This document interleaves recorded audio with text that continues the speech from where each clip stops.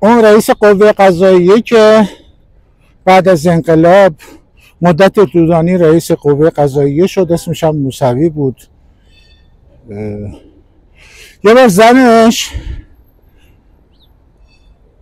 به دخترعموی خودش میگه از لای در دیده یه زنی اومده دیدنش، این از در که وارد شده گفته ای زری اومدی، خیلی وقت نیستی، کجایی؟ بعد این زری رو نشونده بود رو پاهاش. زنش این از لای در دیده بود و به عنوان دلتنگی و نگرانی ها و گلایه ها از شوهرش به دخترعموش گفته بود که این تو سطح شهر پیچید این موضوع.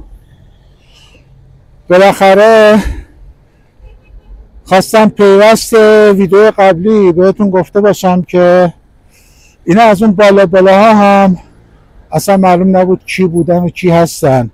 الانم که خیلی از تقدس اینا حرف میزنن، اصلا همچین خبری نیست.